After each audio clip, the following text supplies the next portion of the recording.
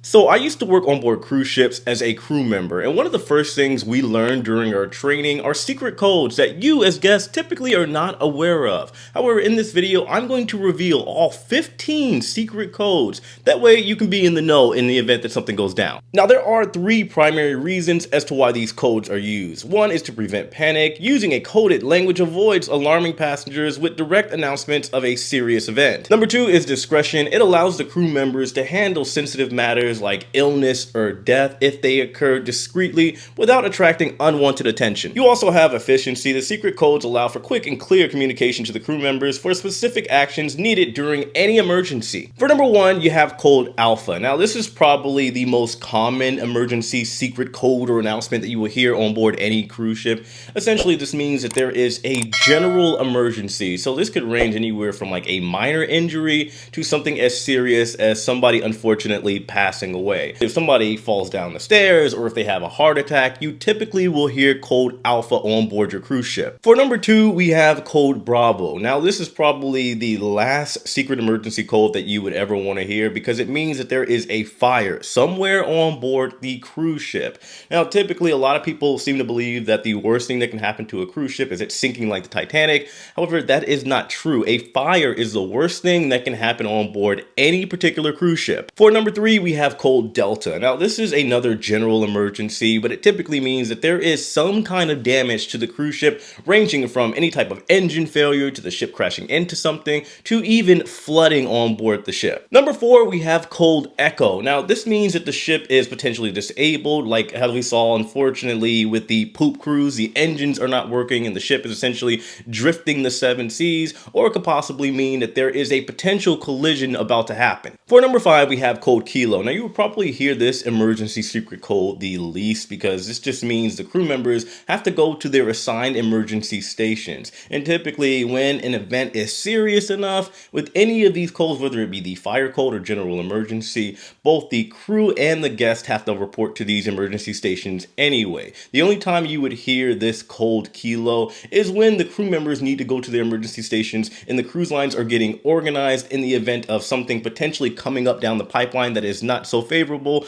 and they want the crew to be there before the guests arrive. For number six, you have code Oscar, or if you are on a Disney cruise, we have Mr. Mob. Do keep in mind, by the way, that a lot of codes do change for Disney because it is specifically a child and family cruise line, and well, it's Disney. They want to do things a little bit differently. Now, this code in particular is probably the most notorious. You may or may not have heard it before. It means that there is a man overboard. Typically, people go overboard on cruise ships from three different scenarios. Either they have intentionally jumped off, they have tried to take a selfie on a railing or something of that nature and have fallen overboard, or there has been some foul play or some malice intent and somebody has intentionally thrown somebody else overboard. Nevertheless, this just means that somebody has gone overboard and they are in need of emergency rescue. And this typically happens around 24 to 26 times per year. So roughly thinking on a global level, about 2 times per month worldwide. For number seven, we have code Banana. Now this one is only specific to the crew members, and this one is often used in a joking manner. It just means that a crew member could potentially be in trouble with a supervisor. And this could range from a small incident to something even bigger to where that crew member could potentially be fired. For number eight, we have code Charlie. Now this is a secret code you definitely do not want to hear. It means that there is a security threat or risk to the cruise ship, ranging anywhere from a potential bomb threat that has been called to the cruise line or cruise ship, or even pirates attacking the ship or trying to board the cruise ship. For number nine, we have code Blue. Now this is another general alternative emergency code that cruise lines use, and depending on the specific ship or line, it can range anywhere to potential damage to the outside of the ship, like the hull, the front, the back of the ship, or a general emergency that has taken place on board. For number 10, we have code Pink, which is a secret code for missing child on board the cruise ship, and this is something that we hope never happens.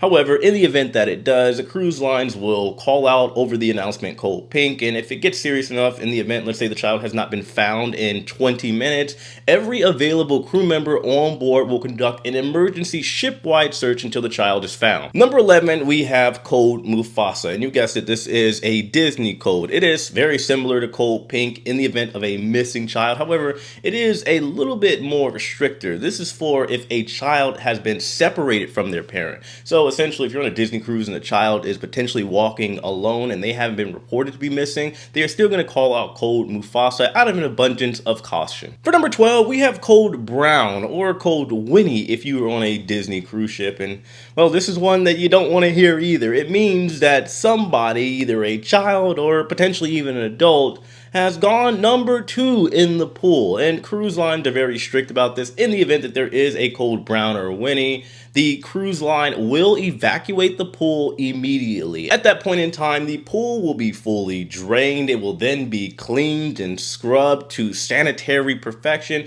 and then filled back up. For number 13, we have code 3030, which means that there is a mess. However, typically if you hear this code, it's not just any regular mess. Usually it's some type of biohazard. Either somebody has unfortunately vomited their lunch on the ground, or there is potentially blood on the floor somewhere and it needs to be cleaned up immediately. For number 14, we have code Papa, and this code has 3 different meanings depending on, of course, the cruise line or particular cruise ship you are sailing on. It could either mean that all available crew members need to go to the top deck, it can mean that they need to go to their emergency stations, or it could mean, in the worst case scenario, that the ship has run aground, essentially meaning the ship has hit, as far as the bottom, some land, and that is never a good situation. This is something that happened with, for example, like the Costa Concordia. Finally, we have code Zulu. Now, personally, I have never heard this emergency secret code, but what it means is that there has been a fight that has broken out either between the passengers or crew.